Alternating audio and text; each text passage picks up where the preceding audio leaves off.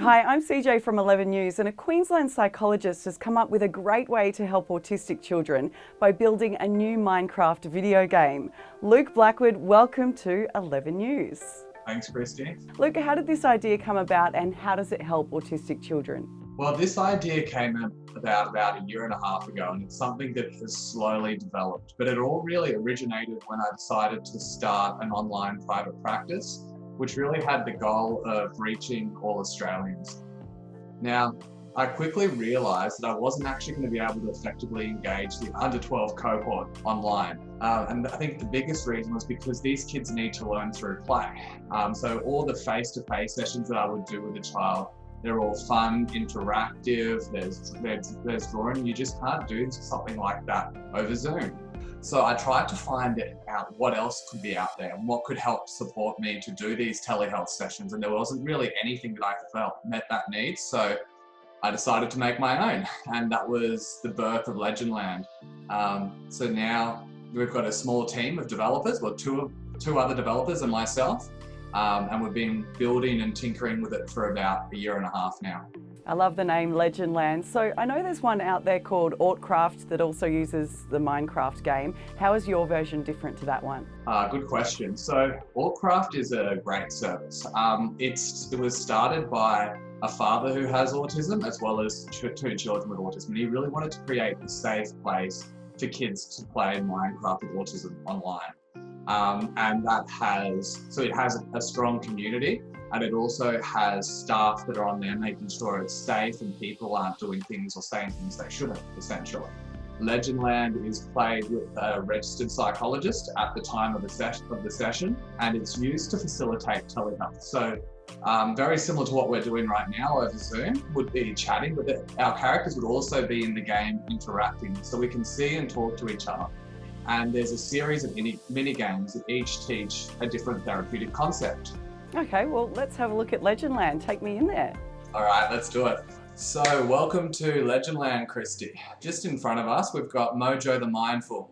He's the Grand Wizard of Legendland, and he will just let the people know what the laws of Legendland are, which are that we have fun, we learn, and we stick together. Now, the first structure that I'd like to show you is the Hall of Legends, which is this giant tree up ahead. So these are all publicly available Minecraft character appearances, so confidentiality is protected. There are three things that a legend does, and that's to be mindful, flexible, and kind.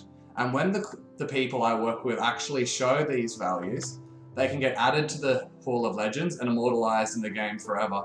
A lot of the time, people with autism, they will have difficulty trying new things. So that's usually the flexibility, is to try something new. To the mindfulness is to use the strategies that they learn throughout the mini games in real life. Even if they're not successful, they just have to make an attempt to pause and try. And the last one is an act of kindness. So that's really perspective taken at the start. So what is an act of kindness? Who would you do it for? What do they like? And then at the end, how did they respond? So even though you did this just to be kind, it's a way of building friendships and relationships. That's great. So how many activities are within Legendland? So there's 25 different ones at this stage, and it's constantly growing. So every week the game gets better and better. I can't help myself but continue to tinker with it. Up ahead is the brain. So the brain is something that we've been working on for over a year and a half now. And what it does is it provides the neurological basis for a lot of the sessions that we do. Now in here you'll see some things called survival switches, and we talk a lot about survival mode, which is really when our bodies take over and we go into fight, flight or freeze mode, and it can affect our thinking. So the first person in the brain we're going to meet is Barry the brainstem. He says, "Hi, I'm Barry the brainstem. Welcome to the lizard brain. This is the oldest part of the brain, and its job is to keep you alive. Every animal has a lizard brain because they're really important. Can you talk to Andrew near the heart and lungs? He has a clever clue about breathing." So down here we can see Andrew. We've got a heart and some lungs. And this line down the middle represents conscious control. So what we actually have control over if we put our minds there. On the other side, we've got two dangerous mobs and a little safe house. and that's for threat detection and safety. Now, I mentioned before that there were some survival switches, and if we pull the survival switch in the brainstem, what happens is that these messages stop being sent up. And this is what can happen when people go into absolute overload. They stop thinking with their cortex or the higher regions of the brain, and they get stuck in their brainstem. One thing I'll sometimes say is like, would you reason with a lizard? So when people go into this mode, they usually can't be reasoned with, and they won't make the same kind of choices. In the mini games, we'll actually learn, do some of the deep breathing and learn how it works, and then at the end they can come into the brain and see exactly what's going on and why. There's a lot of areas in the brain that are involved in emotions, but the amygdala plays a huge role. And the hippocampus is for encoding memories. So Amy, the amygdala, is flagging what is really important for Hillary to remember. You know, in depression and things like that, people can end up having biases, negative memory biases, is because of this emotional flagging of memories.